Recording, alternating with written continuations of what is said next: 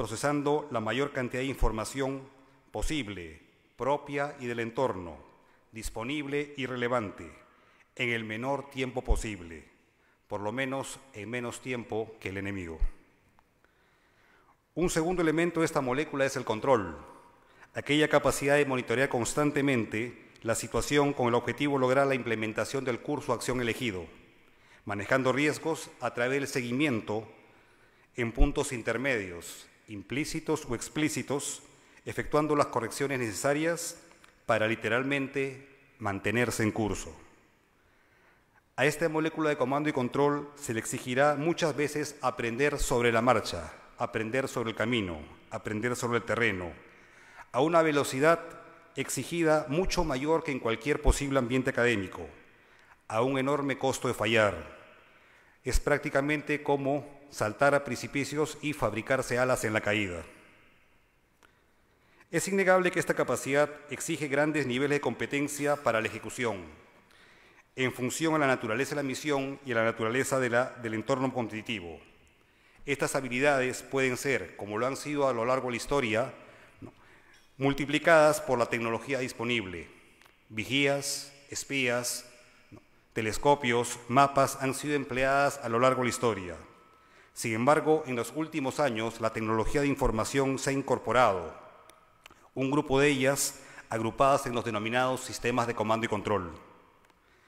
Justamente, bajo el atractivo título El futuro de los sistemas de comando y control, el profesor Félix Pérez ha aceptado el desafío de imaginar la evolución de unos sistemas que son la base sobre la cual se planean, se desarrollan y se ejecutan misiones y operaciones. Unos sistemas hoy componentes esenciales en las operaciones militares y responsables en buena medida del resultado de las mismas. Los sistemas de comando y control, normalmente conocidos como C2, son producto de la aplicación directa de estas tecnologías de información y comunicaciones, unas tecnologías, como ya hemos visto en las intervenciones anteriores a lo largo del simposio, se están desarrollando muy rápidamente por la capacidad de transformación de las numerosas actividades humanas. Ya se perciben como una oportunidad para incrementar exponencialmente la eficiencia de los procesos. Es una oportunidad que no debe aprovecharse porque si no dejará literalmente a las organizaciones fuera de juego en este nuevo escenario globalizado donde la rapidez, adaptabilidad y escalabilidad son imprescindibles para sobrevivir. El sector de la seguridad y la defensa no será la excepción. Es seguro que esta presentación intentará responder ciertas preguntas, como por ejemplo, ¿cómo afectarán los futuros sistemas de comando y control los nuevos desarrollos de la tecnología? ¿Qué prestaciones tendrán estos nuevos sistemas? ¿Qué arquitecturas tendrán? ¿Cómo serán implementados a lo largo de las diferentes opciones que existen en las unidades navales? Pero también mostraremos de que el comando y control, el primer tema de la sesión, no puede llevarse a cabo sin el segundo tema. El segundo tema, el de las comunicaciones, que también deriva de una de las ideas más fundamentales de la cibernética de Norbert Wiener, que, contrariamente a la concepción del universo einsteiniano ordenado, él consideraba que el universo constaba constantemente en continuo desorden, en una entropía enorme, y que las únicas islas de orden eran aquellas entre las cuales las entidades podían intercambiar información entre sí. Y esta información se puede intercambiar en diferentes lenguajes, por decir así: lenguaje mecánico, un lenguaje químico, un lenguaje neumático, hidráulico, como tenemos en muchas de nuestras máquinas. Un lenguaje químico, como es la red de comunicaciones que tenemos en el cuerpo en base a enzimas, a través del cual los órganos de nuestro cuerpo funcionan. También tenemos diferentes lenguajes como el eléctrico, electrónico, óptico y en general cualquier medio sobre el cual podemos generar señales, cualquier medio en el cual nosotros podemos establecer mensajes. Y es justamente sin este intercambio de información, el comando y control es fuertemente reducido, el comando y control es fuertemente limitado.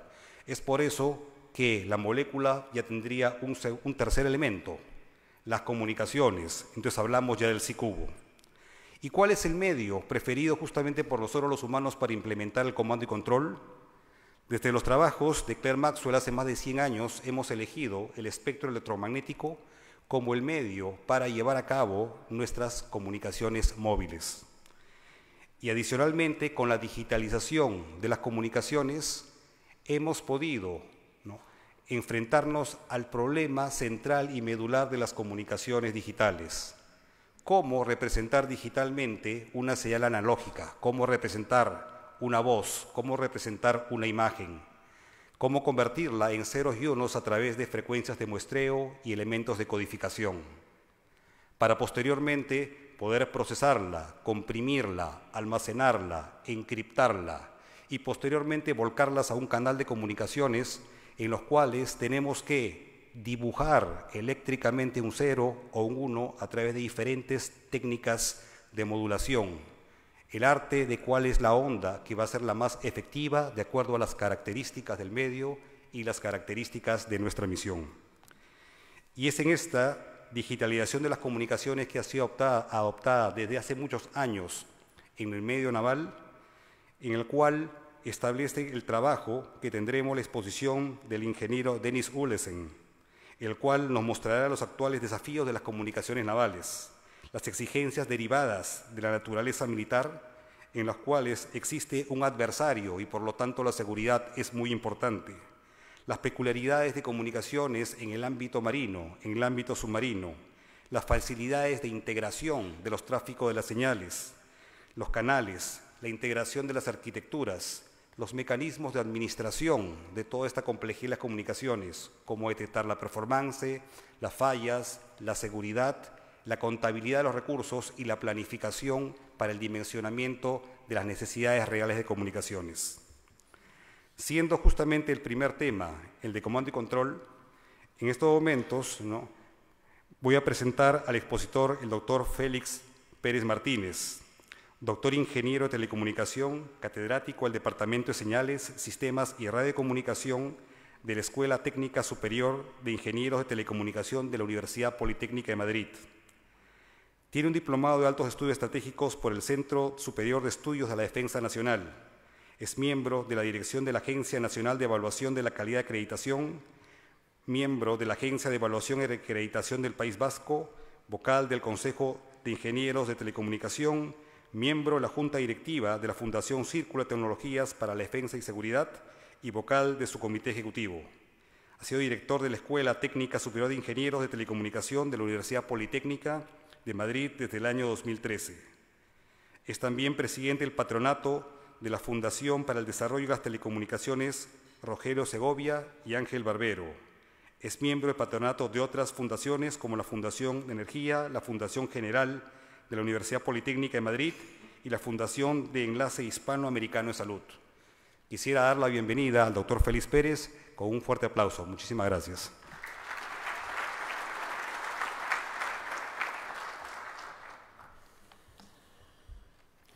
Buenas noches. No puedo empezar de otra forma que agradeciendo a la Marina de Guerra del Perú y particularmente a la Escuela Superior de Guerra Naval, muchas gracias, almirante, la posibilidad de conocer este maravilloso país y la posibilidad de compartir unos minutos con ustedes hablando de un tema tan interesante como el futuro de los sistemas de mando y control. Perdón, tenía que haber dicho futuro de los sistemas de comando y control, creo, ¿no? Pero me van a permitir que siga utilizando la denominación que usamos en España, ¿no? Sistemas de mando y control.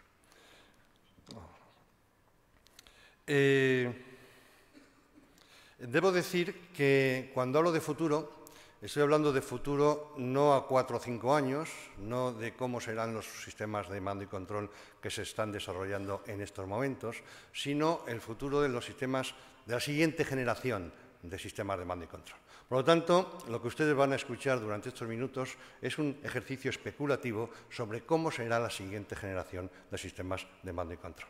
Además, no voy a bajar a un nivel muy técnico porque entiendo por el contenido del Congreso que eso no tiene mucho sentido, con lo cual, insisto, voy a tener una visión muy desde arriba de estos sistemas, ¿no? Ese es un índice que voy a seguir, una introducción muy rápida. El contexto operacional, los nuevos escenarios de conflicto que efectivamente van a definir cómo deben ser estos nuevos sistemas de mando y control. Obviamente, si ustedes han asistido al Congreso, que lo han hecho, se ha hablado ampliamente de este tema y, por tanto, voy a pasar muy rápidamente por ello. Voy a hablar del contexto tecnológico, de lo que está pasando con las tecnologías de la información y las comunicaciones. También se ha hablado y se ha mencionado muchas veces a lo largo de este simposio, y la inevitable transformación digital del sector de la defensa y la seguridad, ¿no? A partir de estos dos contextos, pues voy a definir un poco cuáles son las características que deberían tener el futuro, digamos, los futuros sistemas de mando y control, en la medida que tienen que responder a unas necesidades y que van a disponer de unas ciertas tecnologías. Y luego entraré, ya para ir finalizando, en quizá la parte más arriesgada y más discutible de mi disertación, que lleva por título Dualidad tecnológica y disrupción en los futuros sistemas de mando y control. Y pues acabaré con algunas conclusiones. Bueno, lo primero que pido es perdón por poner en este auditorio esa transparencia, ¿no? Seguramente todos ustedes incluso han estudiado esta transparencia, ¿no? Donde viene cuál es la definición de una de las posibles definiciones de lo que es el mando y control y en qué consiste básicamente, ¿no? Al final, un sistema de mando y control básicamente es algo que ponemos entre el escenario de crisis, entre el escenario de conflicto y los sistemas de armas o los sistemas o distintos tipos de actuadores que tenemos a disposición. De forma que lo que necesitamos es extraer información de ese escenario de conflicto, de ese escenario de crisis, procesar esa información para convertirla en conocimiento. No olvidemos que conocimiento e información no son la misma cosa.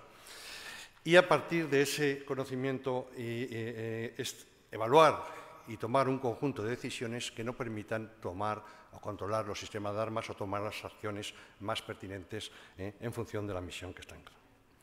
Lo significativo, en mi opinión, de ese esquema que seguro que conocen ampliamente es que nos demos cuenta de que este tipo de actuaciones las tienen muchas actividades humanas.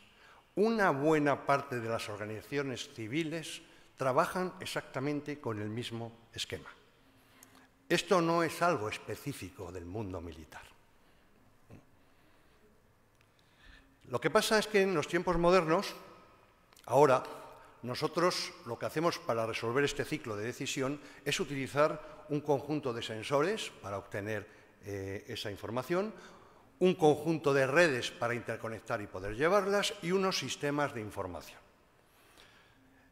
Hago notar, aunque es evidente, que las tecnologías de la información y las comunicaciones son las que nos hacen que esos sensores, ese sistema de información y esas redes puedan ser posibles y cada día sean más complejos. Y llamo la atención y adelanto una de mis conclusiones, que la diferencia básica entre los sistemas actuales de mando y control y los sistemas futuros de mando y control es que actualmente apenas hay inteligencia ni en sensores ni en redes y la inteligencia se concentra en los sistemas de información. Eso es una de las cosas fundamentales que va a cambiar. La inteligencia va a estar mucho más distribuida. Los sensores van a ser inteligentes y las redes también van a ser inteligentes. Contexto operacional. Aquí sí que voy muy rápidamente, ¿eh? Prometo no haberme puesto de acuerdo con algunos ponentes anteriores en este simposio. Es decir, las amenazas son esas, son las que hemos comentado ya. Y el resultado es que el escenario de crisis, el escenario de conflicto, es distinto. Ya no podemos hablar solo de conflictos convencionales, de conflictos donde dos fuerzas de tamaños más o menos equivalentes se enfrentan ciertas tecnologías. No, tenemos que hablar de conflictos asimétricos. Ya ha salido digamos, en alguna ponencia, ¿no? Que hay que tener cuidado con la palabra asimétrico, porque un conflicto asimétrico, de los que ya tenemos bastante experiencia y años, es un conflicto en que uno de los adversarios tiene mucho menos recursos y capacidades que el otro. Pero eso no significa que en un aspecto específico del combate, en un aspecto específico de tecnología, no pueda tener una tecnología equivalente o incluso superior que la nuestra, aunque somos la parte supuestamente, digamos, fuerte de ese combate asimétrico. Y la palabra mágica, que tiene muy poco tiempo, es la palabra de conflictos híbridos. Ha salido en muchísimas presentaciones, ¿no? Está de moda. estamos en estos momentos los conflictos híbridos, ¿no? Conflictos híbridos, efectivamente, se ha puesto de moda después del conflicto de Ucrania, ¿no? Básicamente. Y efectivamente va a ser lo que nosotros llamamos en España un mantra durante unos años, ¿no? Conflicto híbrido significa un nuevo tipo de conflicto, no tengo tiempo para entrar en ello, pero que implica cosas muy distintas. Por primera vez claramente se enfrentan tecnologías militares y civiles. Se enfrentan tecnologías militares y civiles. En ese contexto resulta que los sistemas de mando y control, o los sistemas C4 ISR, como queramos llamarles, futuros, tienen que hacer cosas diferentes de lo que hacen los actuales. En el fondo, si uno mira, pongamos un ejemplo, el sistema de mando y control de un buque, pues comparado con a dónde vamos, es bastante sencillo. Ya sé que me van a decir, vaya, ¿cómo se nota que no está en un buque, no? Es decir, ¿por qué? Porque al final tengo unas amenazas bastante controladas, bastante definidas, otros buques, unos misiles antilanzaolas, no sé qué, no sé cuántos. Tengo unos sensores que más o menos conozco y en medio tengo un sistema de mando y control que va a manejar eso para controlar un sistema de armas en función de esos sensores. Pero lo que le vamos a pedir a un sistema de mando y control del futuro no es eso, porque un buque se va a tener que enfrentar posiblemente con amenazas que no son tan fáciles de manejar. Por ejemplo, ¿cómo enfrenta un buque una amenaza que es un avión secuestrado con civiles en él? Me puedo imaginar, no quiero hacer una colección de posibles nuevas amenazas, ya no es tan fácil sensorizar, tomar decisiones y actuar. Entonces, a estos sistemas les vamos a pedir unas cosas que son un poquito más difíciles. Por ejemplo, estos sistemas deben garantizar que usuarios no situados en el escenario de conflicto puedan analizar la información que se está viendo en el escenario de conflicto. ¿Por qué? Porque ahí fuera, lejos del conflicto, hay mucha más capacidad de proceso, mucha más capacidad de almacenamiento de datos y mucha más capacidad de tomar decisiones. A los usuarios locales hay que permitir que reciban asesoramiento, porque no está claro que una amenaza tan flexible, tan adaptada, esto sea una amenaza que pueda resolver. Por supuesto que lo tiene que resolver solo, lo resolverá solo, pero es necesario asegurar que eso ocurre. Insisto, estoy hablando de nuevos escenarios y de nuevos sistemas. Y, por supuesto, hay que recibir retroalimentación entre usuarios locales y usuarios, digamos, remotos, para que al final tomen las decisiones de forma conjunta y con las mayores posibilidades. Esto, básicamente, es lo que maneja el concepto NEC, este concepto que es difícil de traducir al castellano, ¿no? Y capacidad de compartir información disponible en red. Es un concepto que al final viene a decir, mire usted, lo que nosotros tenemos que garantizar para estas nuevas amenazas es que cada usuario del sistema tenga la información, que el sistema tenga muchísima información, pero que la filtre adecuadamente para que cada usuario que esté en el conflicto, cada elemento del conflicto tenga aquella información estricta que necesita para poder tomar sus acciones de la forma mejor, más optimizada posible. Debo decir que el concepto NEC, que es un concepto ya antiguo, desde la academia lo percibimos con mucho entusiasmo, porque detrás del concepto lo que veíamos era la Internet militar, porque una estructura de red que resuelve ese problema es el mundo Internet. Se puede configurar eso que acabo de comentar muy fácilmente con una estructura de red del mundo Internet. Y nosotros, en el fondo, veíamos desde la academia el entorno, digamos, el concepto NEC como requiere una infraestructura detrás que es una Internet militar. Bueno, el concepto NEC está digamos, pues poco de moda, ¿no? En definitiva, nació en un momento un poco complicado, se ha implementado muy poco, por razones, yo creo que fundamentalmente de recursos y de cambio de escenario, ¿no? Bien, contexto tecnológico. Al final, todas estas medios, sensores, se realizan con tecnologías TIC. Han salido las tecnologías TIC en este simposium en todo tipo de contextos, definiendo lo importantes que son. Permítanme que dediquemos unos minutos a explicar algo que todo el mundo sabe, pero que yo creo que conviene tener muy claro para entender qué es lo que puede pasar. Las tecnologías TIC nacen con el concepto de digitalización. Es decir, cuando nosotros somos capaces de hacer los procesados de señal de forma digital, allá por los años 70. Y producen un efecto, evidentemente no es objeto de esta presentación, ni tengo tiempo para ello, de convergencia de tres tecnologías que hasta entonces estaban separadas, que es electrónica, telecomunicaciones y informática. Y además, resulta que esas tres tecnologías tienen un elemento común, y es la base de la microelectrónica. Y en la microelectrónica se produce una cosa que ha salido de nuevo en las presentaciones, que es la ley de Moore. Permítanme que pierda 2 minutos en explicar claramente qué significa la ley de Moore y por qué se produce. Si nos fijamos en la figura de la diapositiva de abajo, lo que vemos es el tamaño de los transistores, que es el elemento básico del proceso de información, a lo largo de los años. Ese tamaño ha ido reduciéndose dramáticamente. En estos momentos el tamaño del transistor es inferior al tamaño de un virus. Pero resulta que eso lo que nos permite es que en el mismo espacio podamos meter muchísimos más transistores. De hecho, la ley de Moore lo que viene a decir es que cada 18 meses, 2 años, se dobla la capacidad de transistores dentro del chip. Lo gracioso es que el coste del chip no depende del número de transistores, sino del área. Y el consumo no depende del número de transistores, sino del área. El resultado de ese proceso es que cada 18 meses lo que tenemos es un nuevo chip que tiene el doble de prestaciones, la mitad de consumo y la mitad de coste.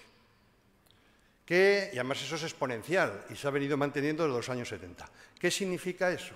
Pues que cada 7, cada 8 años nuestros dispositivos tienen un orden de magnitud más de capacidad de proceso, consumen un orden de magnitud menos de energía y cuestan un orden de magnitud menos. ¿Y qué es lo que pasa cuando eso se va desarrollando y se buscan las aplicaciones? Que aparece el nuevo iPhone.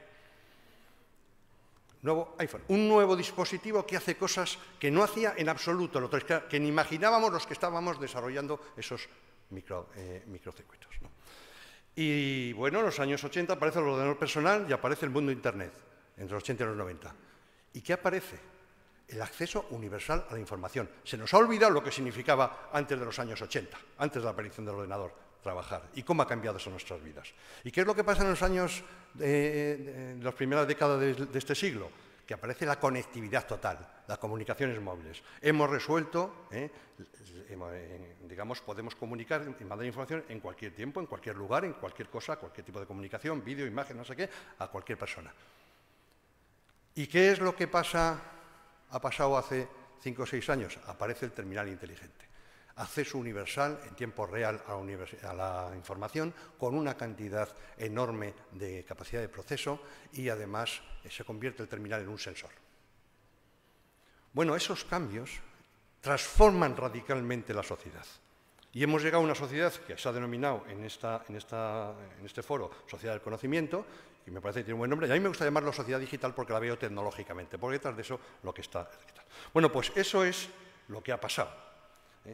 Lo que pasa es que la ley de Moore, por más que se ha dicho que se va a parar, no se para. Ya sabemos que no se para. Ya sabemos que una limitación física que había está superada. Los nuevos circuitos serán tridimensionales y, por tanto, seguirá pudiéndose cumplir la ley de Moore. Y dentro de 10-15 años, cuando ya la ley de Moore nos exija, digamos, limitaciones físicas que no podemos cumplir, pues ya está ahí la tecnología cuántica para asegurar que podremos seguir incrementando la capacidad de cómputo y bajando los precios y el consumo exponencialmente. Por lo tanto, estamos con unas tecnologías que por ahora no tienen límite. Unas tecnologías que generan un ecosistema digital, y no tengo tiempo de contarles esto, con unas características sorprendentes.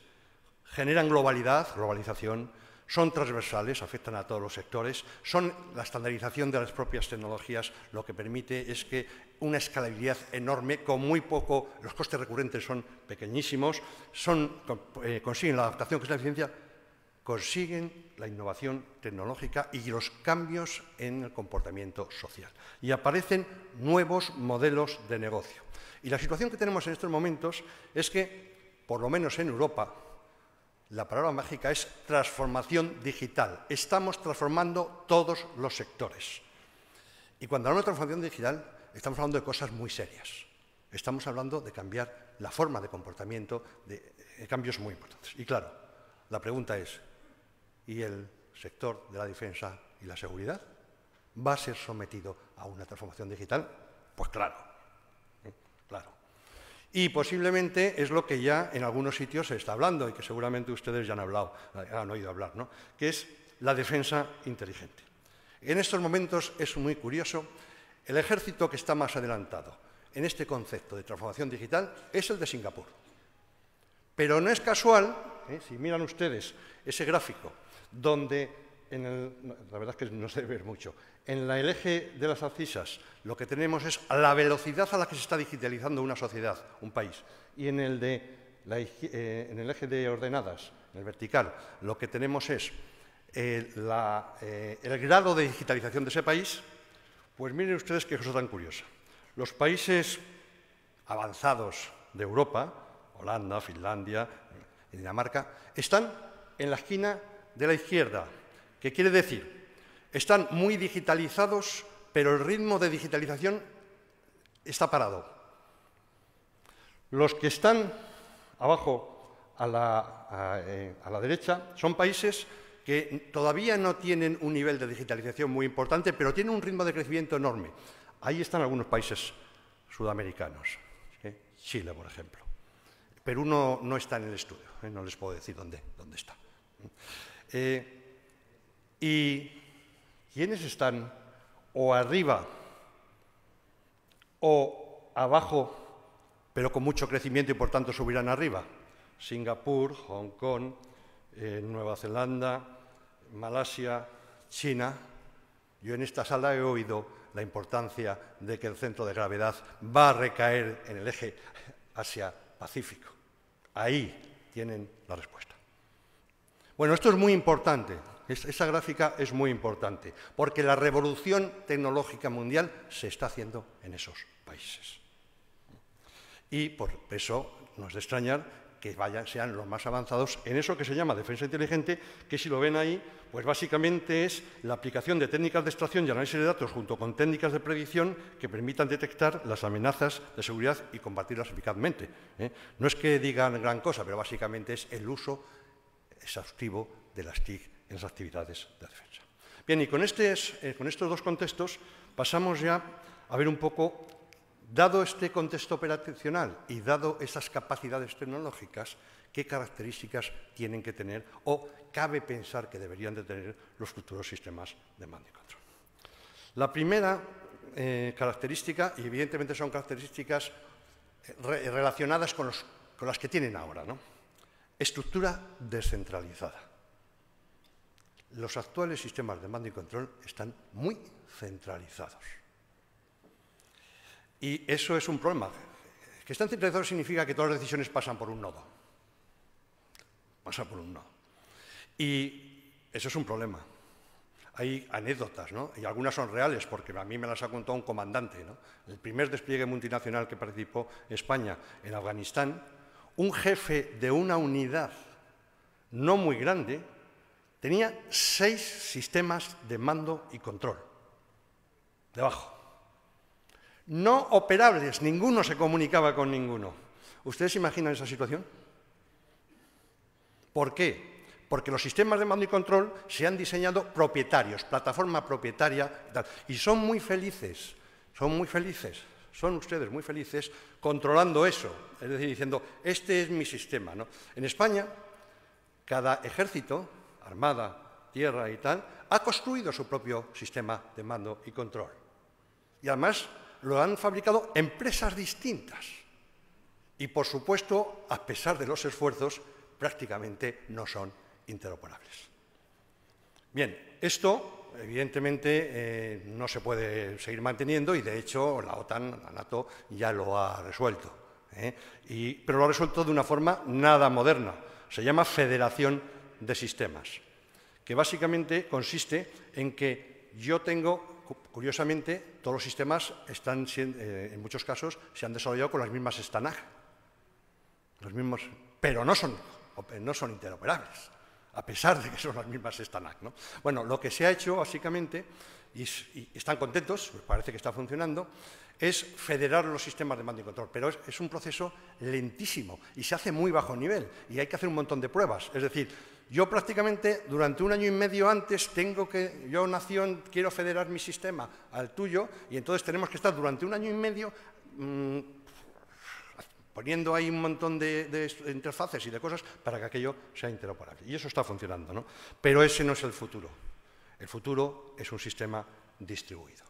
Y es un sistema distribuido porque eso da flexibilidad y da adaptabilidad y da muchísima redundancia. No tengo tiempo, el reloj me está matando de entrar realmente en estas ideas que son todas, la verdad es que muy atractivas, ¿no?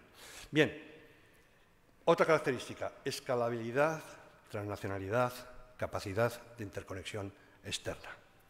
Eso que ven ahí son las redes de comunicaciones, una breve descripción del sistema de mando y control, de la Unión Militar de Emergencia, que ha salido aquí varias veces y ya ustedes han llegado a la conclusión que estamos muy orgullosos de nuestra Unión Militar de Emergencia, ¿no?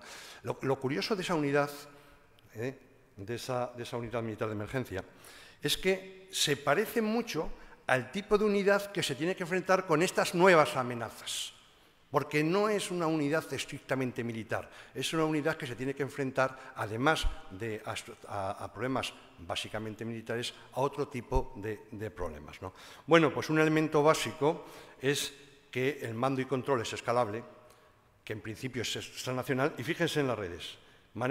Están conectados, por supuesto, sus propias redes, pero tienen redes militares con las que se pueden, conectar y redes civiles con las que se tienen que conectar. En definitiva, esa sería otra característica. Incremento exponencial de necesidades de transmisión e información de optimización de banda ancha disponible. Aquí seguro que cualquier persona que esté en la sala que haya manejado un sistema de mando y control está de acuerdo conmigo. Necesitamos ancho de banda, necesitamos velocidad de proceso. Yo tengo muchísima información generada que o tendría que venir o tendría que mandar. Bueno, pues hay un incremento exponencial cara al futuro a las necesidades de transmitir y optimizar los sistemas. Y esa es una figura que seguramente muchos de ustedes conocen, a mí me gusta mucho, que es un poco el futuro, la historia del mando y control visto desde la OTAN, es una figura OTAN, ¿no? Donde se ve cuál es el nivel de colaboración que se considera como, el parámetro que mide la calidad de un sistema de mando y control en función de 2 parámetros: disponibilidad de información y descentralización de las decisiones. Y esa es la historia del mando y control. Ustedes cojan sus sistemas de mando y control y pónganlas donde quieran, ¿no? El mando y control inicial básicamente fue no conflictivo. Lo único que hacía era evitar los conflictos entre los sistemas. Y se disponía de muy poca información, se compartía muy poca información y estaba muy poca descentralizada las decisiones, ¿no? El sistema de mando y control pasa a ser coordinado, es mucho mejor cuando aumento la información compartida y cuando descentralizo más las decisiones. Pasa a ser colaborativo y ahora el mando y control en el borde, el mando y control del futuro, pues es seguir avanzando. Por lo tanto, ¿hacia dónde tienen que ir los sistemas de mando y control? Por supuesto, un proceso de descentralización de decisiones. Eso, evidentemente, lleva a sistemas, arquitecturas distribuidas, pero también aumentar muchísimo el ancho de banda de los sistemas. Curiosamente, el ancho de banda de los sistemas en el mundo civil tiene muchísimo ancho de banda y además se gestiona muchísimo mejor. Una anécdota que es poco rigurosa, pero que para mí es muy clara. Si en estos momentos ocurriese que es posible por precio, prestaciones, tecnología, montar 40 drones en un buque y hacer la vigilancia de una forma radicalmente distinta con 40 drones, su sistema de mando y control sería incapaz de manejarlo. Sería incapaz de manejar 20, 40 imágenes infrarrojas y no sé qué, y mucho menos transmitirlas a donde estarían muy interesados en verlas, que es el Estado Mayor. Si nosotros aquí, en estos momentos, utilizando los terminales que tienen en sus bolsillos, decidimos, les lo propongo yo a mis estudiantes, hacer un sistema de mando y control que sea capaz, usando sus terminales, en 2 días, de mandar esas señales, lo conseguiríamos, usando la estructura de comunicaciones de este hotel. Órdenes de magnitud más barato que la estructura de un buque. ¿Y eso cómo es posible? ¿Y eso cómo es posible? Es muy sencillo. Las comunicaciones de Internet optimizan salvajemente las redes. Es decir, cuando nosotros salimos por el tubo del hotel, nuestra información sale en forma de paquetes y viaja por donde tenga que viajar. Y a lo mejor para llegar al de al lado ha viajado por Japón. Pero en cualquier caso ha optimizado el ancho de banda disponible en el mundo. Mientras que nosotros tenemos unas comunicaciones que nos va a describir después, que tienen unos anchos de banda. Bueno, estas cosas deben de llamar un poco a la reflexión. Ya sé que me van a preguntar enseguida por temas de seguridad y cosas por el estilo, pero veamos qué es lo que está pasando en el mundo civil y qué es lo que está pasando en otro mundo, ¿no? Perdón.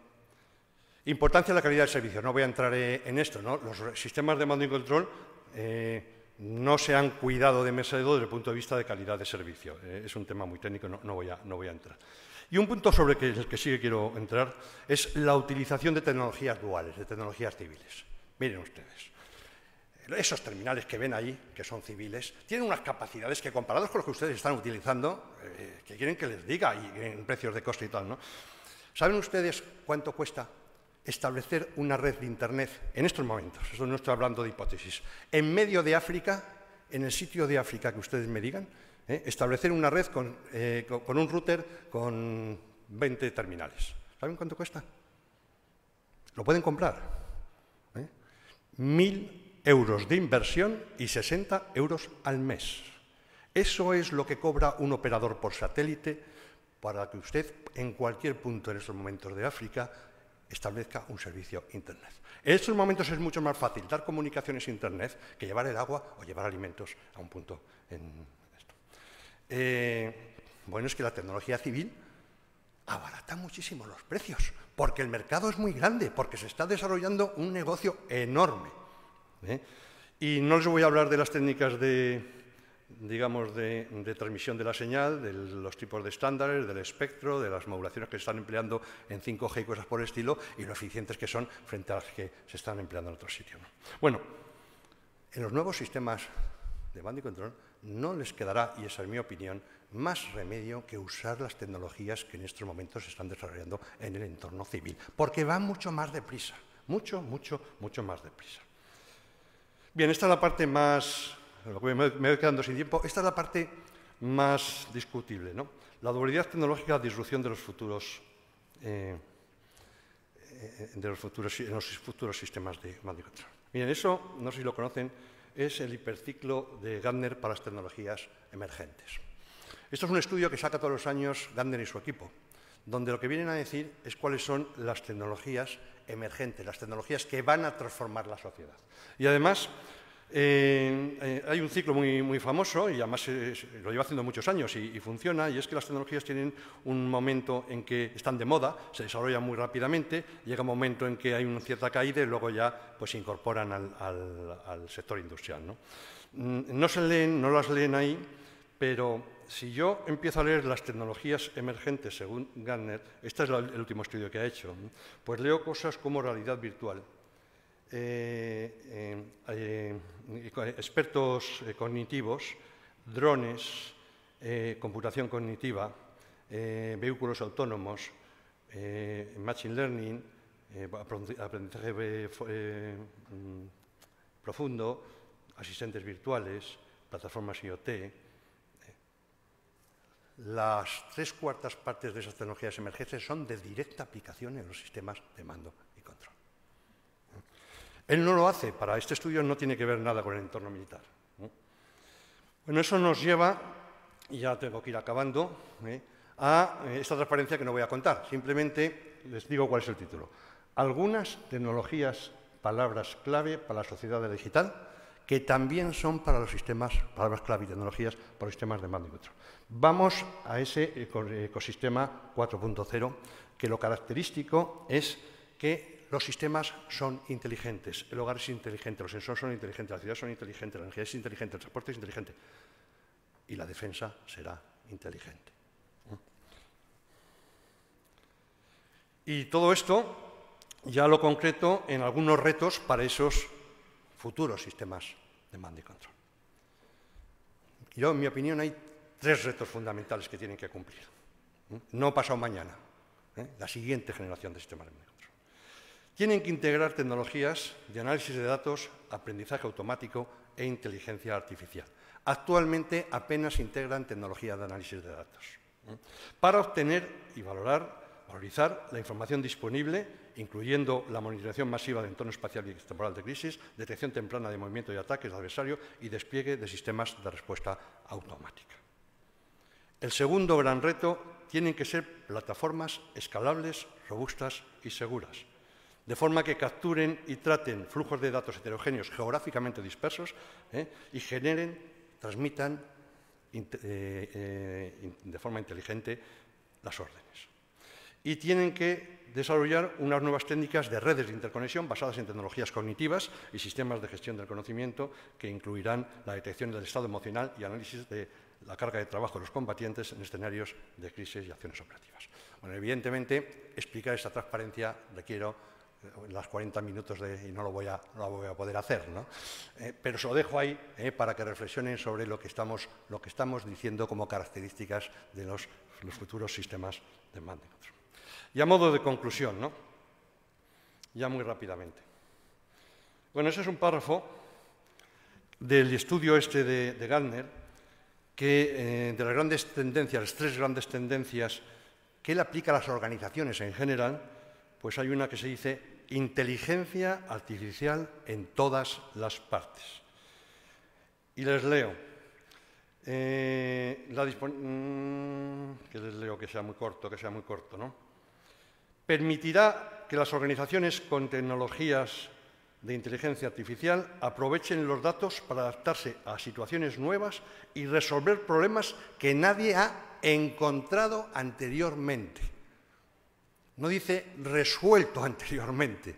Es decir, la aplicación de la inteligencia artificial a las organizaciones lo que les permite es incluso descubrir problemas que no sabían que tenían. Bueno, intenten ustedes llevar eso a su entorno, a ese entorno contextual, el que hemos hablado, donde las amenazas son inciertas, son no sé qué, son no sé cuántas, ¿no? Bueno, ahí hay una lista de qué tecnologías son las que tal, y bueno, pues interesante. Bueno, y para acabar, y ya sí que voy acabando, me quedan 21 segundos según el reloj. Todo esto les puede parecer a ustedes un ejercicio especulativo de un profesor universitario que no se juega nada en ello y, por tanto, ¿no? Por eso tengo una última carta en la manga, ¿no? Que decimos. La última carta es ni más ni menos que, un documento que no tiene muchas páginas, pero que es ni más ni menos, como pueden oír, que el resumen de la estrategia de defensa nacional de los Estados Unidos de América. He sacado 3 párrafos, que ustedes apenas vuelven, pero les voy a decir lo que dice. Los sistemas de mando y control son básicos, fundamentales, van a evolucionar muchísimo y vamos a dedicar mucho dinero e inversiones a ello. Segundo párrafo. El rápido desarrollo de las tecnologías está cambiando radicalmente el carácter de la guerra. Tercer párrafo de abajo. Las tecnologías comerciales, las tecnologías civiles, están cambiando la sociedad y últimamente las características de la guerra. La mayor parte de las tecnologías serán desarrolladas en el ámbito civil. Si ya no lo dice el profesor loco, sino lo dice el Departamento de Defensa de Estados Unidos, espero que ustedes pues vean que quizá uno tiene algo de razón cuando dice que en los próximos años, me acabo de pasar, perdón, en los últimos años los sistemas de control evolucionarán a una gran velocidad y serán uno de los elementos básicos de la transformación digital del sector de la defensa. Los sistemas C2 serán los primeros en sufrir la transformación digital, que nos llevarán a la defensa y seguridad inteligente. Que una buena parte de la tecnología utilizada se desarrollará en el ámbito civil, porque tiene más recursos. Sí, es tan simple como eso. Y que la ley de Moore asegura que la transformación de las operaciones, es decir, objetivos, medio, organización, del mando y control será enorme. Muchísimas gracias.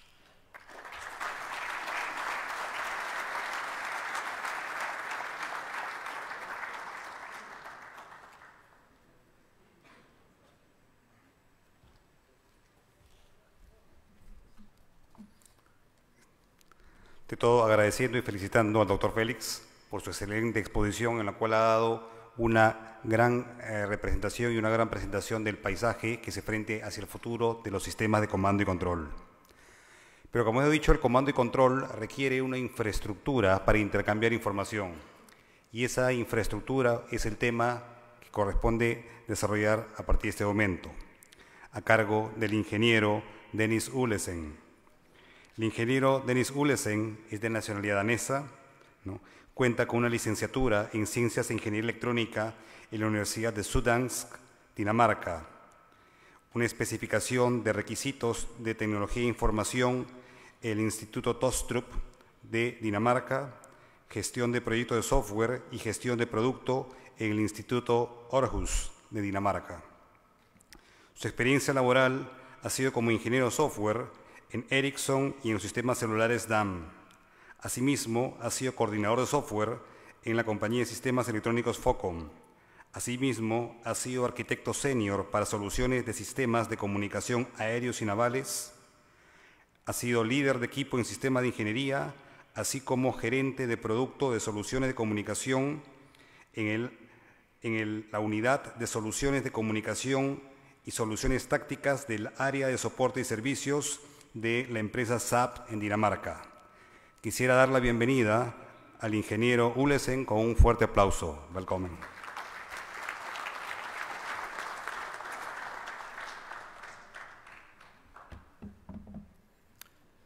First of all, thank you very much for giving this opportunity to talk about naval communication. It's not very often that we have this opportunity to talk about communication. Oportunidad de hablar de la comunicación. Por lo general es difícil competir con los sistemas de comando y control o de armas donde están más enfocados en diferentes niveles de la organización. Muchas gracias por darme esta oportunidad.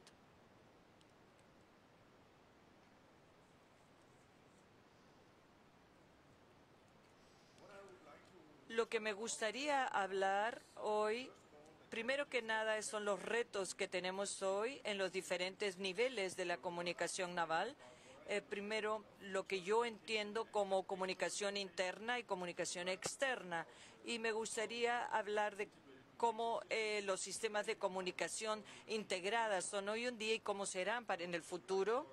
Y también me gustaría hablar del manejo de las comunicaciones, porque la gestión de comunicación cada vez se ha vuelto más importante, porque los sistemas de transmisión y los diferentes equipos involucrados en la comunicación cada vez son más complicados y cada vez son más difíciles de mantener. De manera que es muy importante los sistemas de comunicación avanzada. También quisiera elaborar un poco las necesidades en comunicación en los submarinos. Actualmente yo estoy trabajando con los submarinos E-25 y otros submarinos existentes donde hemos tenido muy buenas experiencias que quisiera compartir con ustedes. Finalmente, también quisiera hablar sobre seguridad bueno, hoy día hemos hablado muchísimo sobre la seguridad y la seguridad relacionada con la comunicación también es muy importante, de manera que voy a explayarme un poquito en ese tema también.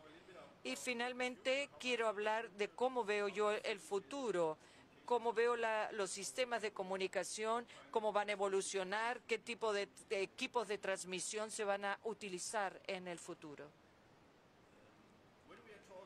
Cuando estamos hablando de soluciones de comunicaciones en la Marina, hablamos de sistemas y subsistemas. Tenemos un sistema de comunicación en las naves que está regulado y luego tenemos sistemas, son los mismos sistemas que están en las embarcaciones civiles. Pero hablemos de la comunicación tactical, que son las comunicaciones que necesitas para tus misiones y para la guerra.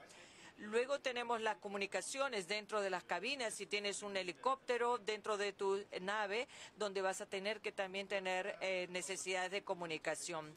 Luego tenemos el bienestar de nuestra tripulación, donde tienen disponible entretenimiento y eso también requiere un sistema de comunicación. Luego infraestructura de comunicación que cada vez son más avanzadas porque tienen muchas redes de comunicación y tienen diferentes niveles de clasificación. Van rankeados de redes no restringidas a redes en el mar y estas pueden ser nacionales y puedes tener información secreta que quieres compartir con tus colegas y socios, pero también quieres tener información que quieres aislar de los demás. Y nuevamente, en alguna situación, tienes también información confidencial o información estratégica. De manera, esto también cubre todo este tipo de redes. El sistema de comunicación en las naves, eso es lo que hace seguro el navegar. No voy a entrar en detalle, pero eso es para asegurar, espero que lo conozcan porque son los mismos en los últimos años. La tendencia es que cada vez están más integrados el uno con el otro y están integrados en el sistema de comunicación. Los sistemas de comunicación táctica son las comunicaciones entre la tripulación y entre líneas de comunicación y las líneas de conferencia. En estas líneas de conferencia es donde se adaptan las misiones que ustedes están llevando a cabo. Entonces, esto en realidad depende de las misiones que ustedes están desempeñando en ese momento. Luego tenemos la integración de las señales de sonar, porque quieres monitorear las señales de alerta de sistemas IFF y de ESM. Y más aún, cuando estás abajo del agua, también tienes sistemas de telefonía sumergible que están disponibles para la comunicación de la tripulación. Comunicación externa, esto cubre muchas líneas de comunicación. Tenemos los satélites SATCOM militares, el BLOS, el X-band y K-band, útiles para ir más allá del SATCOM. Tenemos banda K, banda Q y estas alternativas. Tenemos el sistema de transmisores. Estos sistemas aún necesitan estar a bordo de los navíos. Es una alternativa para el sector de comunicaciones. Yo diría que el sistema HFIP podemos transmitir IP y establecer el link automático y cada vez es más rápido y más confiable. Y tienen que recordar que en el 2007 China apagó uno de sus satélites y era un satélite bueno, pero lo apagaron y demostraron que era muy sencillo sacar un satélite de la operación. Y esto significa que también no te debes de apoyar en este sistema. Siempre debes tener un sistema alternativo para tener resiliencia a cualquier tipo de ataque. Más aún, el sistema de transmisor está afecto a... Y también implica que necesitas como soporte este sistema, a pesar de que la banda HIF es bastante baja. También tenemos para comunicarte con otras naves y navíos, y tenemos el Subnet Relay, que es para establecer redes en las naves, de manera que los navíos pueden comunicarse. Este Subnet Relay originalmente estaba solo disponible para los países de habla inglesa por muchos años, pero ahora ha evolucionado a un estándar y está disponible. Esta es una nueva tecnología que está apareciendo y que puede utilizarse en el futuro. Por ejemplo, lo bueno de esta tecnología es que uno utiliza su legado y sus radios anteriores, de manera que uno no tiene que invertir en nueva tecnología de radios, simplemente se puede conectar a esta red en el océano. Y luego el link, el Tactical Data Link, tenemos el link 11, el link 22 que está siendo reemplazado. El sistema de manejo de mensaje militar es para poder tener disponible el email. Lo nuevo de esto es que la funcionalidad también está haciendo a bordo esta comunicación, de manera que tienes chat, tienes email y todas las aplicaciones WhatsApp y todo se puede utilizar de la red que está en el mar. Para poder operar todo este tipo de sistemas de comunicación de manera integrada, porque hay una gran cantidad de sistemas, aquí vas a necesitar un sistema de comunicación integrado para poder tener una interfaz con todos los otros sistemas. Y el propósito de integrar es proveerle a la tripulación y unificar todo en una sola interfaz. Entonces, este sistema integra los diferentes sistemas y lo hace disponible. Hoy en día, los usuarios están usando solamente el Tetra y el SATCOM, mientras la comunicación soft simplemente se utiliza con una pantalla táctil. Este sistema integrado de comunicación también tiene los teléfonos y te permite el free sitting, lo que quiere decir que puedes tener exactamente los mismos recursos de comunicación que necesitas para poder llevar a cabo tus responsabilidades en la nave. Más aún es importante los sistemas ICS. Esto significa que puedes integrar cualquier tipo de radio de cualquier fabricante. Aquí tengo un ejemplo de cuál es la tendencia que vemos hoy en día para un sistema ICS y cómo es basado en IP y está distribuido con una arquitectura y está basado en equipos IT convencionales, en una PC normal, una red local normal y con switches de fibra óptica y con alta transmisión, con un link de alta transmisión, y luego principalmente lo que necesitamos es un Media Gateways para convertir el IP a una interfase análoga que existe ya en tu equipo radial, en tu legado de equipo radial, de equipo de radio. Y esto, por supuesto, incluye diferentes terminales de comunicación dependiendo de dónde están ubicados los terminales en el barco. Y, por supuesto, también nuestra propuesta es de que no tengas pantallas táctiles y que continúes con los sistemas, porque este touch screen no es muy útil en el environment marino, en el ambiente marino.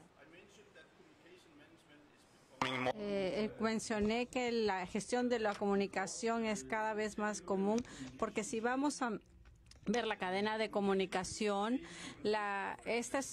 puede ser como sistemas, contiene diferentes sistemas, encriptación, tiene un módem, tiene una red local, entre ellos tiene diferentes equipos de radio, antena. Toda cadena de equipos necesita ser configurada de manera correcta y gestionada. Por eso que es muy importante que tenemos una gestión del plan de comunicación que pueda soportar la configuración y el monitoreo para que pueda operar de la manera que se espera. También es muy importante la tendencia ahora es que tengamos todos estos chips multipropósito para que puedan ser preconfigurados y que pueda cambiarlos, las configuraciones, volver a cargar las configuraciones para que se pueda adaptar al diferente rol que pueda estar realizando o desempeñando la nave. También el estado de la comunicación es muy importante. Y cuando estoy hablando del estado de la comunicación, no solo se trata de que el equipo esté funcionando y esté encendido. No, acá tenemos ahora que asegurarnos que la cadena de comunicación esté funcionando todo el tiempo. Entonces, tu sistema de comunicación que ha sido integrado con capacidades que va a medir constantemente el rendimiento de sus canales de comunicación para que puedan ver si la comunicación cambia o si está degradándose debido a algunos problemas de aislamiento, o que si están enfrentando problemas de prox o en las antenas o algunas corresistencias o algún otro tipo de problemas. Entonces, tener un sistema de comunicación que haga un seguimiento es muy importante y que pueda monitorear el desempeño. Ahora voy a hablar un poco sobre los cambios y tendencias de los últimos 20 años. Yo he estado trabajando en las comunicaciones integradas por más de 20 años en más o menos 30 programas en 20 países. Y lo que he visto, las tendencias que he visto es especialmente las tendencias que el factor económico es uno de los factores más importantes. Siempre quieren un costo, se enfocan mucho en toda la vida, en todo el ciclo de vida de los sistemas de comunicación. La tendencia es que no queremos comprar proyectos de desarrollo más, sino que queremos productos desarrollados en productos finales que tengan una buena performance. Y esto también nos pone una mayor demanda en los sistemas de comunicación, porque los sistemas de comunicación tienen que ser capaces de reusar o conectarse a todos los sistemas de comunicación que ustedes ya tienen a disposición.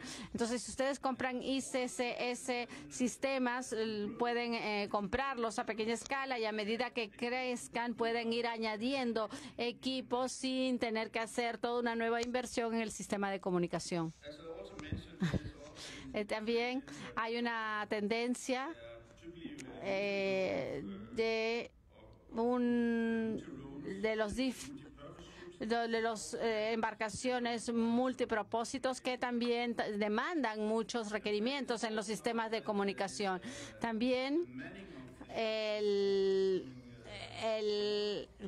la capacitación de la embarcación o los niveles de tripulación de la dotación de personal de las embarcaciones también es menor, y entonces esto también exige una complejidad más simple, y los sistemas de comunicación tienen que adaptarse constantemente al papel o a la operación que están desempeñando. Estos son solamente algunos ejemplos, o la configuración acá pueden ver al medio la comunicación, las consolas de comunicación, y este es solo un ejemplo de cómo a lo largo del tiempo se ha optimizado el lugar de trabajo en la sala de control.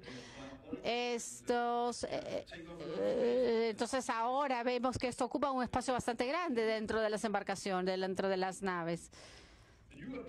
Un nuevo enfoque es que los terminales de comunicaciones se integran y trabajan con todos los sistemas que ya existen y las diferentes herramientas. Entonces, mucho lugar se puede liberar de estos salas de control.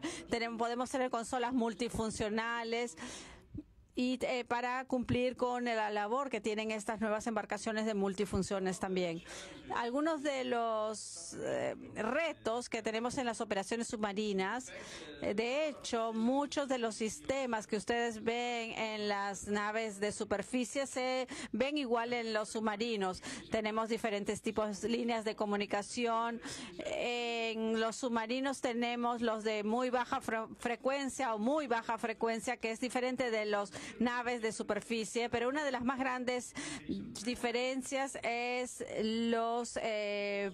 la gestión de plan de comunicación en el submarino, porque en los submarinos queremos preparar todas las cadenas de comunicación y de las misiones, y preparar las cadenas de comunicación se basa en los datos históricos que tienen en el sistema. Esto significa que si han estado en esa área del mar antes, si han podido hacer transmisiones antes en esa área, tener todas estas configuraciones y todo este sistema, toda esta información se almacena en el sistema para poder reutilizar todas estas configuraciones. También, a medida que estos emergen, tienen que estar preparados para poder probar sus sistemas de comunicación. Es decir, se tienen que hacer diferentes sistemas con las configuraciones de la calibración de la antena para asegurarse que sus comunicaciones estén trabajando y funcionando correctamente. Y después también tienen que ser capaces de hacer sus transmisiones y también que puedan desaparecer esas transmisiones, porque esa es una de las funciones de los submarinos. Entonces tienen que asegurarse de que las comunicaciones sean realizadas de manera muy rápida, y esto nos lleva a tener muchos requisitos requisitos y preparación por parte de la tripulación. Otro tema es la arquitectura y la comunicación integrada de IP, que da muchas ventajas para los submarinos, porque con la red IP es muy fácil ver la distribución en un submarino, y de tal manera el equipo de comunicación puede interconectarse en todo lo largo del submarino, porque realmente en un submarino tenemos espacio bastante limitado. Una de las cosas que deben de tener en cuenta en los submarinos es que la introducción de equipos convencionales IP funcionan muy bien en los submarinos, pero tenemos que tener mucho cuidado por las transmisiones de sondas. Incluso si utilizan COTS, van a necesitar probar los diferentes dispositivos y asegurarse que realmente cumple los requisitos. Esto es algo muy importante en un submarino. Una de las tendencias que he visto en los últimos años es la introducción de los sistemas comerciales en las naves, y esto se debe a que todo se está basando ahora en la red IPP, y podemos utilizar del dominio civil marítimo,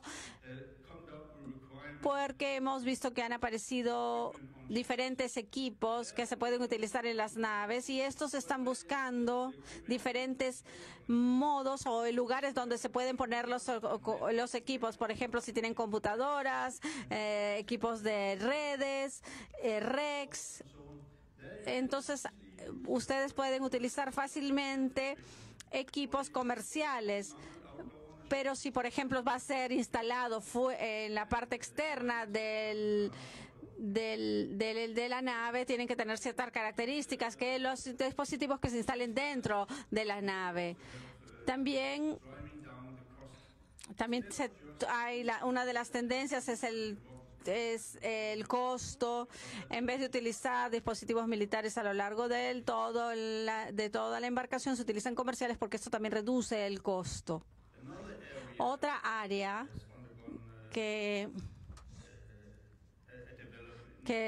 donde ha habido un gran desarrollo es en la parte posterior de la nave.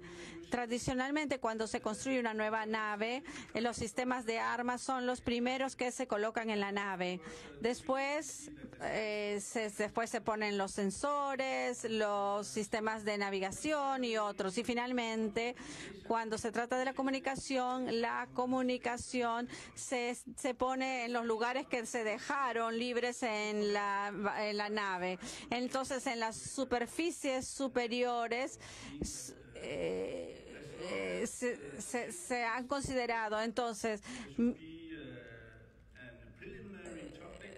se tiene que hacer un diseño preliminar y hacer un esfuerzo combinado entre las diferentes partes, y después se tiene que hacer una simulación de estas superficies superiores, porque esta simulación les va a mostrar cómo los diferentes sistemas operan, y es más fácil hacer cambios en la construcción, durante la construcción de una nueva embarcación en las superficies superiores, que cuando ya está hecho. Entonces, en los últimos proyectos en los que he trabajado en los últimos 5 años, han tenido diseños de superficies superiores y se han combinado los esfuerzos y para poder hacer simulaciones, para poder asegurar que había una interferencia mínima entre los diferentes sistemas dentro de la nave. Y las simulaciones que pudimos hacer hasta ahora o que hemos hecho realmente muestran la performance del sistema. Y cuando hemos terminado ya la nave, la simulación muestra la excelente performance y realmente todas estas simulaciones que podemos hacer son muy, muy buenas en este sentido. La seguridad y la comunicación. Cuando hablo de la seguridad de la comunicación, esto lo divido en 4 áreas. Tenemos la seguridad de la transmisión, como se llama también TransSec, y esto se trata de la seguridad relacionada a no ser captado por el enemigo. Entonces, la seguridad de la transmisión cubre las diferentes tecnologías de frecuencia, lo que usa, por ejemplo, la OTAN, y también las radios con sus propias frecuencias, sus propias técnicas. Otra área es la cripto o los sistemas de criptografía que proporcionan confidencialidad. Esto es un área diferente y se debe ser implementado con que es algo muy importante para tener comunicaciones secretas. La tercera área es la seguridad de la emisión, que se refiere a Tempest en la OTAN.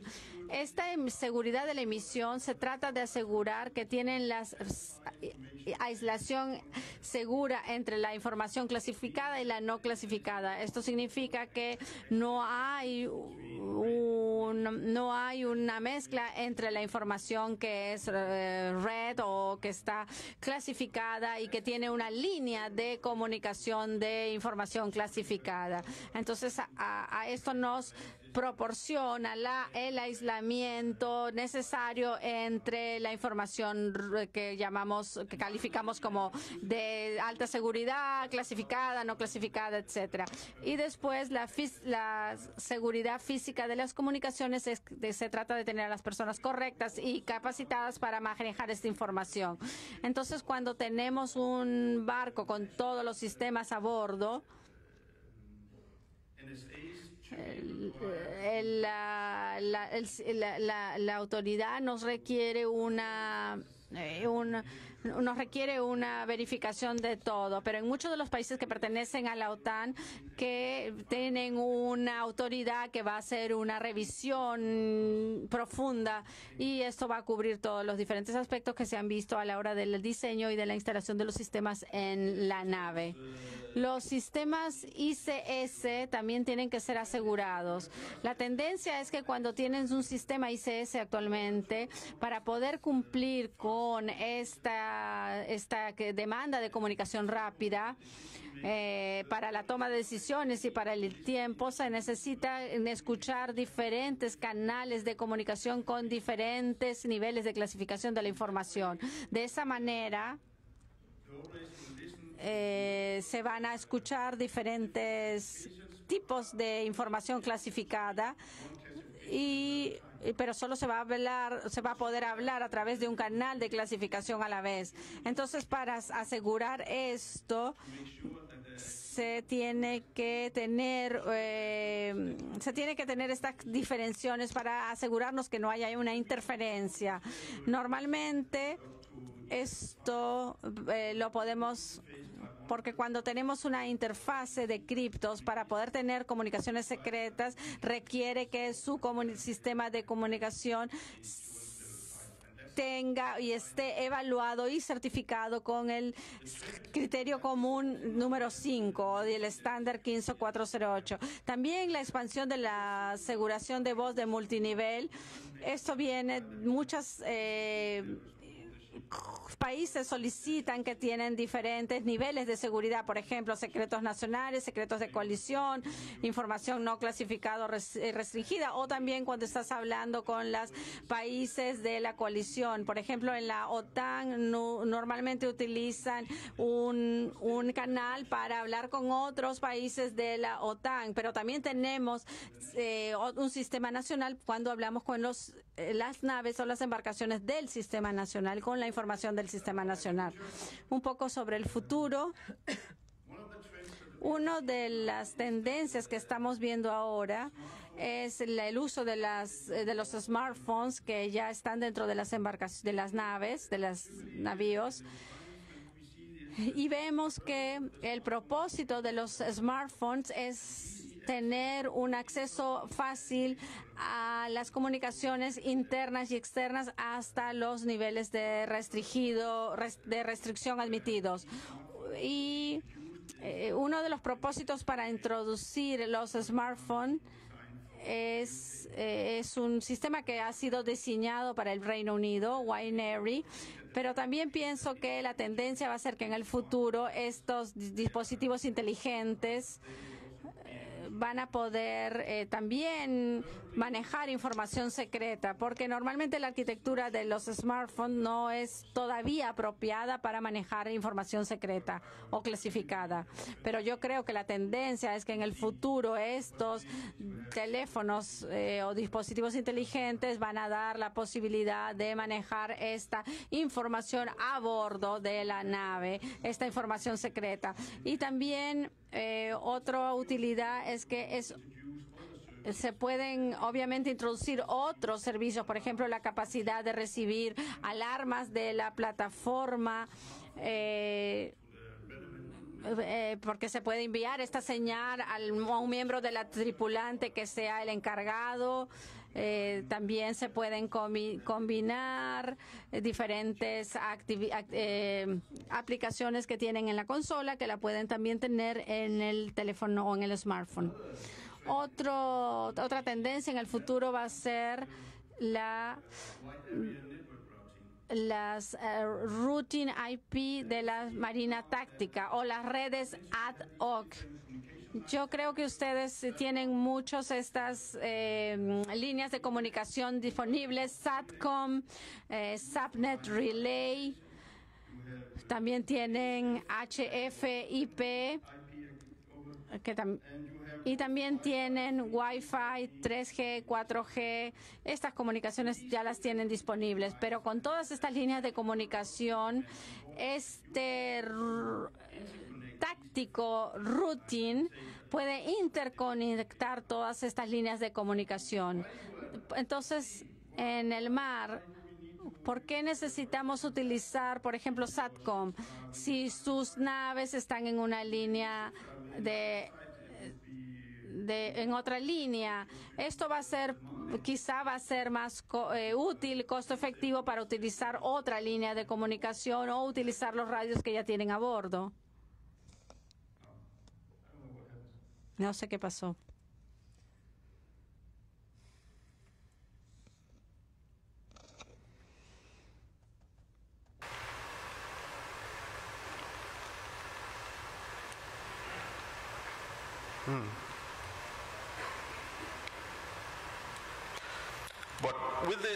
Pero con esta comunicación o infraestructura de comunicación móvil pueden integrar diferentes líneas de comunicación y utilizar estas diferentes tecnologías de comunicación.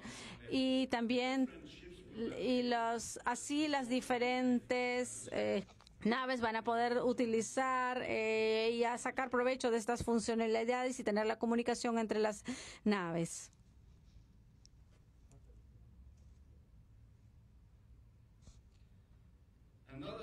Otro tema que veo que viene en el futuro es tener sistemas de manipulación de mensajes automáticos, donde las frecuencias integradas, donde van a ser completamente integradas entre los sistemas ICS.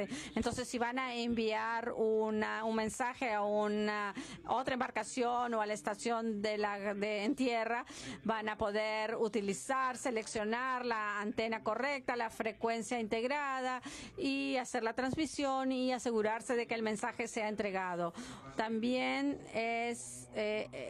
tenemos los SDR para poder definir o van a tener radios virtuales dentro de los radios físicos. Entonces, el radio automáticamente se va a adaptar a la frecuencia, a la potencia, va a enviar el mensaje y luego luego se va a enviar el mensaje y el transmisor va a estar nuevamente disponible. Cuando termina esa transmisión, va a estar disponible para una nueva transmisión, y esto va a dar un uso óptimo de los radios y de las frecuencias. También vamos a ver en el futuro que van a haber cada vez más radios estándar que van a poder intercambiar las diferentes capacidades, porque ahora la interoperabilidad no es tan buena como debería de ser. Entonces espero que estos waveforms van a tener una mejor interoperabilidad entre las diferentes líneas de comunicación. Y finalmente, vemos ahora que la introducción de tecnologías de radio por fases o phase array radio technologies, que es cuando tienes, por ejemplo, antenas smart o inteligentes y también comunicaciones directas, y este beam o esta viga es muy similar, o es un beam o una viga de alta energía. Es un rayo de muy alta energía que nos permite esta comunicación, y vamos a ver esta tecnología en el futuro, y realmente se ve con mucho futuro, porque nos va a permitir tener alrededor de 50 megapíxeles por segundo y de distancias de 50 millas más o menos. Es una tecnología prometedora para el futuro. Con 50 megapíxeles por segundo van a poder transmitir radio, voz y datos al mismo tiempo y en el mismo rango. Otra de las otras características de esta tecnología es que puede mandar o lidiar diferentes rayos a la misma vez y en diferentes direcciones, señalando a diferentes naves a la vez. Yo creo que eso es todo. Muchas gracias por escucharme.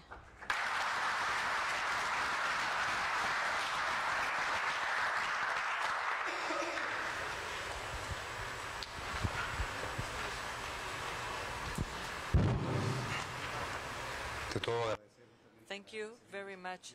The excellent presentation of this technical part, the communication technologies in charge of Mr. Olesen. As moderator, I would like to add conferencias que hemos escuchado recientemente.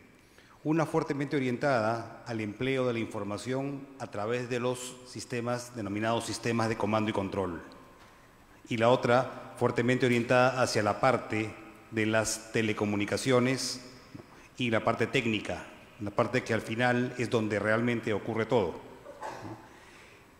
Ha sido interesante ver, por ejemplo, cuando el primer grupo hablaba de la interoperabilidad, doctor Félix, ¿no?, se refería al aspecto de interoperabilidad entre sistemas. Nos hacía justamente la referencia al caso del jefe militar que tenía 6 sistemas de comando y control, ¿no?, al cual justamente llenar información. Esos aspectos, digamos, a veces nos recuerdan no solamente problemas en el ámbito militar, sino también en el ámbito civil. Cuando, por ejemplo, ¿no?, una entidad tiene que responder a diferentes requerimientos de información de diferentes partes del Estado, diferentes instituciones, en diferente, ¿no?, formato. Por ejemplo, nosotros tenemos un formato, una estructura de clasificar la información para comprar bienes y otra estructura, ¿no?, que exige el Estado para inventariarlos, ¿no? Entonces, estos elementos, de cada elemento tiene su propio sistema de comando y control, no solamente es aplicable al aspecto militar, sino también al aspecto civil, y nos muestra, ¿no?, el alcance de lo que es la importancia de los sistemas de comando y control. El doctor Félix justamente ha señalado el concepto de la transformación digital, impulsada a través de los sistemas de comando y control, y se ha referido, entre otras cosas, al aspecto de la interoperabilidad de los mismos, a la capacidad de desarrollar cada vez mayores prestaciones a más velocidad, y también lo que él señala, la emergencia de la inteligencia artificial, la inteligencia en cada uno de los puntos de los sistemas de comando y control. Es básicamente como si nosotros quisiéramos agregar a lo que habíamos hablado del C-cubo, la parte de computación y la parte de la información, pero información inteligente. Y justamente quería hacer una referencia a una cosa que señaló, ¿no?, cuando dijo problemas nuevos que no habían sido vistos antes. Normalmente, parafraseando muy generosamente al filósofo Immanuel Kant, nos decían: la teoría sin datos es vacía y los datos sin teoría son ciegos. Y justamente estaba en este enlace entre la teoría y los datos, en los cuales los humanos generaban teorías, ¿no?, y buscaban los datos, cosechaban los datos, los convertían en información y en nuevas teorías, que en estos momentos ese elemento ha sido quebrado debido a la enorme cantidad, ¿no?, de datos que son capaces de ser recogidos del medio ambiente, debido, entre otras cosas, a que los costos de los sensores han caído, ¿no?, fuertemente. Casi el costo de un byte de información de sensores automatizados ha caído a la 100ª parte en los últimos años. Y cada vez tenemos mayor cantidad de datos, muchos de los datos que no han sido pedidos explícitamente. En teoría tendríamos una enorme cantidad de datos ciegos. Sin embargo, la algorítmica ha avanzado y en forma automática estos datos se están convirtiendo en información. Y a través de técnicas como aprendizaje de máquina, redes neuronales, esa información está siendo convertida en nuevas teorías, un nuevo conocimiento generado por máquina prácticamente con métodos completamente inductivos. Frente a estas nuevas teorías, este nuevo conocimiento que está siendo generado, ¿no?, por la enorme capacidad de computación, tenemos que pensar, ¿no?, cómo aparecen, cómo se mantienen nuestras doctrinas previas, nuestras políticas. Tenemos la capacidad cada vez más de tener inteligencia, ¿no?, en elementos cada vez más cercanos a la forma de pensamiento humano. Sin embargo, para el asunto de la seguridad y defensa siempre queda el problema de dónde comienza la responsabilidad de los líderes, ¿no? ¿Hasta qué punto la inteligencia puede llegar no solamente a generar teorías, sino a tomar decisiones automatizadas? ¿Cuál será el límite, ¿no?, en el cual todo el sistema de comando y control puede ser automatizado? Y en el ambiente, ¿no?, de la seguridad, de la política, es un elemento que probablemente en los próximos años, ¿no?, tengamos que manejar. Por otro lado, vemos el aspecto de las telecomunicaciones. Y es interesante saber justamente que a ese nivel la interoperabilidad se basa, ¿no?, para hablar, digamos, de 2 elementos técnicos, para bien o para mal, en el protocolo IP. Un protocolo diseñado, ¿no?, hace casi en los años 70, creo que las primeras estaban prácticamente en los sistemas operativos Unix, un protocolo que no fue diseñado pensando en la seguridad al momento de implementarlo. Un protocolo en el cual presuponían que los nodos en los cuales iban a ser comunicados tenían en cada nodo el problema de la seguridad. Y justamente esta debilidad intrínseca de los protocolos IP son el elemento por el cual es tan difícil mantener la seguridad. Es, ¿no?, como si estuviéramos en una lucha con una raza que hubiera comenzado a emplear nuestros glóbulos rojos para atacarnos. Y toda la seguridad que nosotros tenemos para defendernos es colocar de alguna forma que cada glóbulo rojo tenga cierto nivel de seguridad. Esa justamente es una de las razones por las cuales es tan difícil, ¿no?, y tan ágil y tan, digamos, dinámico el aspecto de la ciberseguridad. Pero, para bien o para mal, ese elemento es parte de la interoperabilidad a nivel justamente de redes. Y otra cosa interesante es, ¿no?, la interoperabilidad que hemos señalado al final, basada en la forma de onda, en el dibujo eléctrico, ¿no?, estándar, ¿no? Entonces, eso nos ve también que la interoperabilidad es a diferentes niveles. Una interoperabilidad técnica, una interoperabilidad semántica de la información que nos permita interconectar, ¿no?, sistema de comando y control. Porque el problema muchas veces de los sistemas de comando y control no es tanto técnico, sino es tanto semántico. Ese problema ya ocurrió antes, cuando comenzó a desarrollarse el modelo de comercio business to business, en los cuales enormes cantidades de sistemas de información de diferentes compañías tenían que trabajar entre sí, ¿no? Y sin embargo no querían dejar su enorme infraestructura y costos involucrados. ¿Y qué cosa hicieron? Comenzaron a desarrollar ontologías para interoperabilidad semántica y en la práctica, por ejemplo, la industria petrolera tiene su propio esquema que se denomina el PIXL, basadas en las tecnologías XML, en la interoperabilidad semántica, la industria, ¿no?, farmacéutica, la industria química, la industria, ¿no?, de los productos financieros, todos han desarrollado una interoperabilidad semántica como un mecanismo para interconectar sus sistemas, entre comillas, de comando y control. Y era interesante ver en el dibujo del Gartner que las ontologías ya prácticamente estaban comenzando a entrar al plató de la productividad, ¿no? Probablemente después debe haber sido imaginada como las balas de plata debido a su éxito, ¿no?, cayó la desilusión y nuevamente estamos entrando ahí.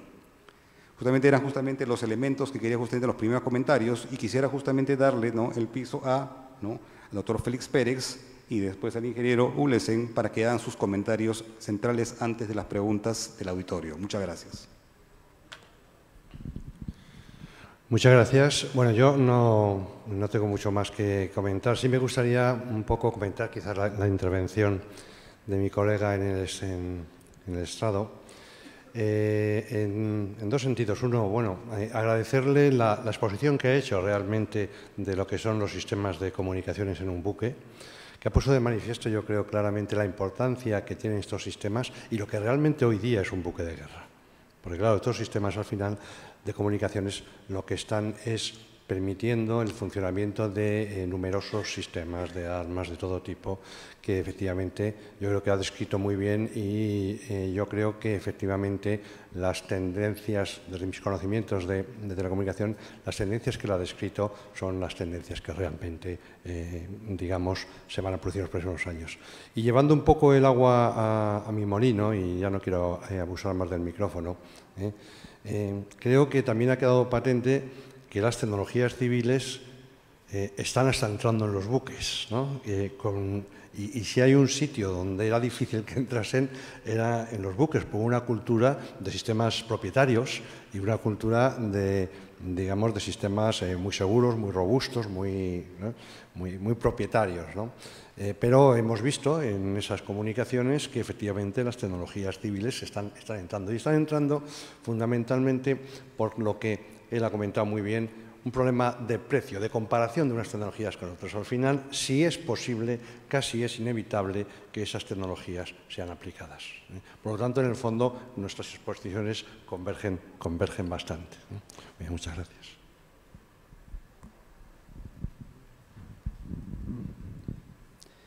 Yes, I also think that now we have talked about C4I Como hemos hablado sobre los sistemas CIFO por casi 15 años, pero realmente cuando vemos la realidad y los sistemas son desplegados, todavía estamos hablando de C2 systems o sistemas de comunicación, y los sistemas todavía se desplegan como dos sistemas separados,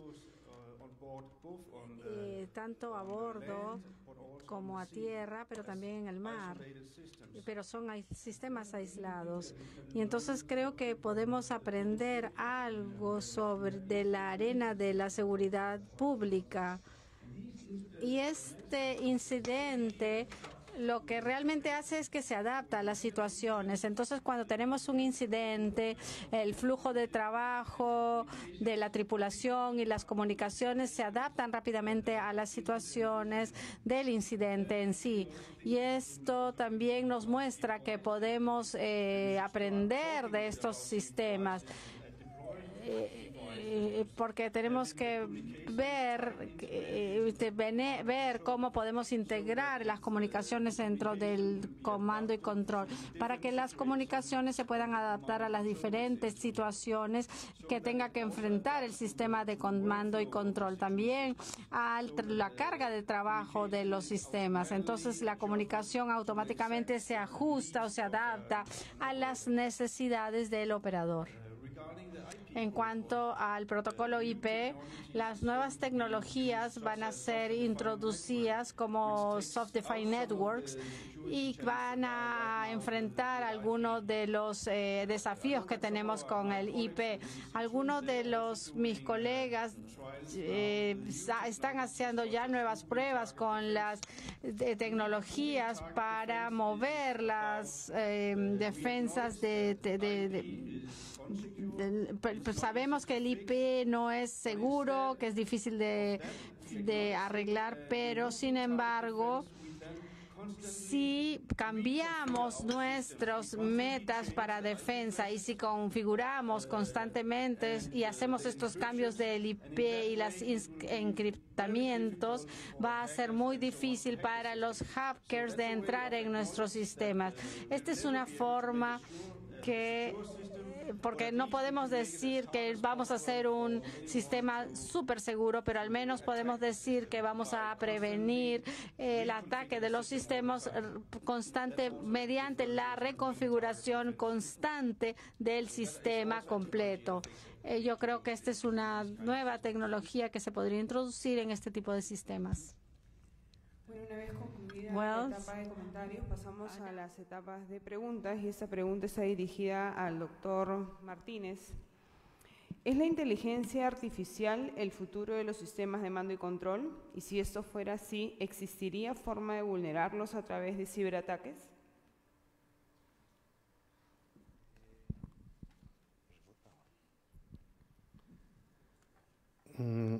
Estoy convencido que sí. Estoy convencido que la inteligencia artificial va a ser una de las tecnologías clave en los futuros sistemas de mando y control, y como he explicado, va a ser una de las tecnologías clave en ese proceso general de transformación de las actividades humanas, ¿no?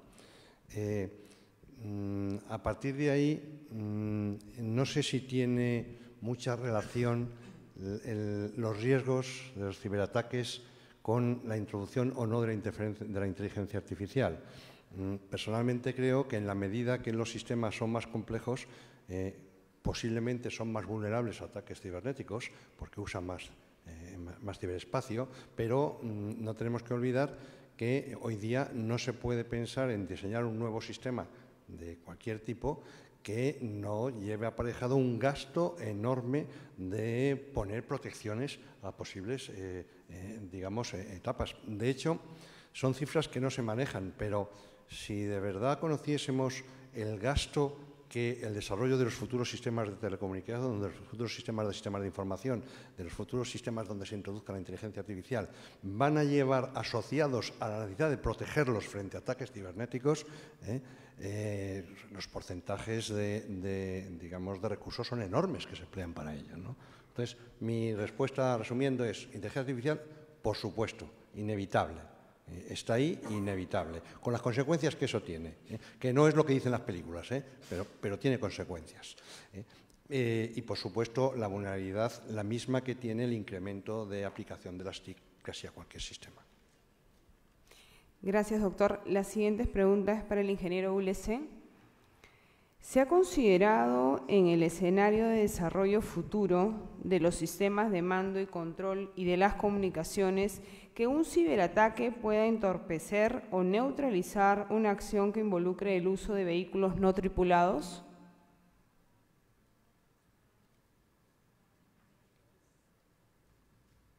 An attack over a non-driven vehicles, non-human driven vehicles. No estoy segura si encuentro completamente la traducción. Those vehicles that have no people driving the vehicles. Okay. Okay.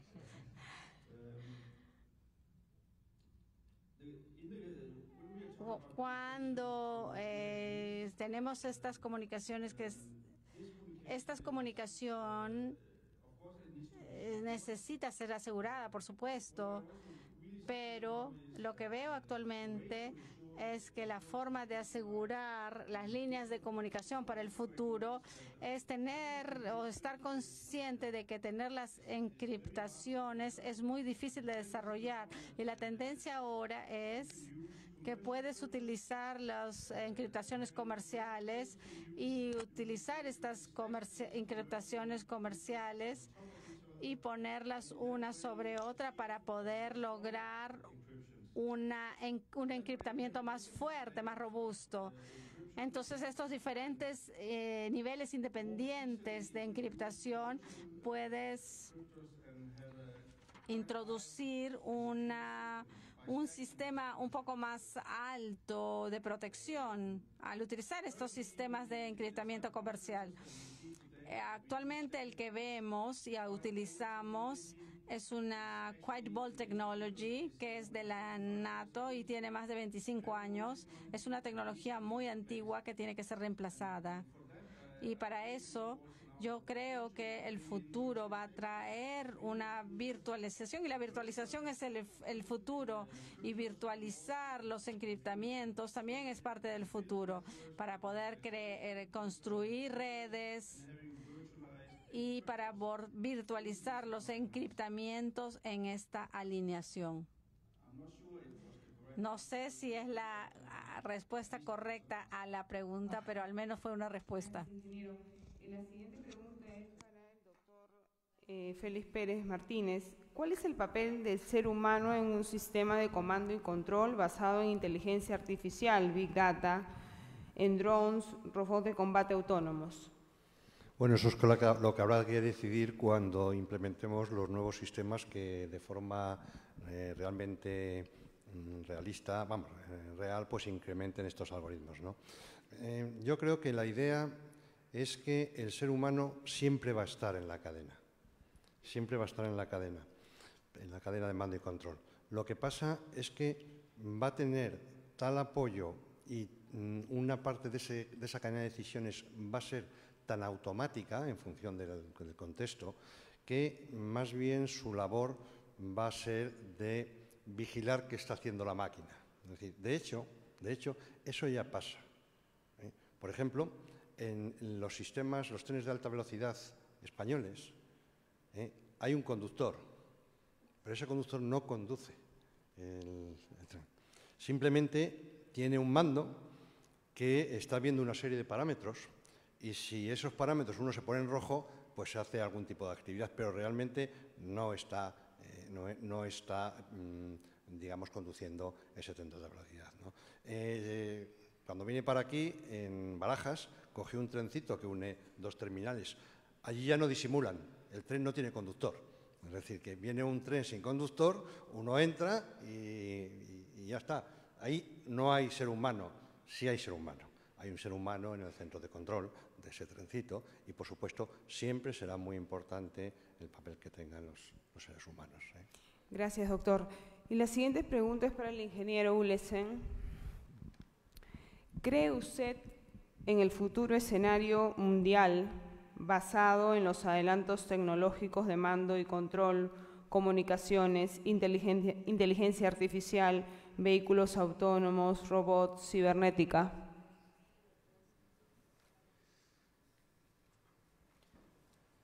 Yes, I really believe that this is what we are Sí going creo to see in the que eso es lo que vamos a ver en el futuro.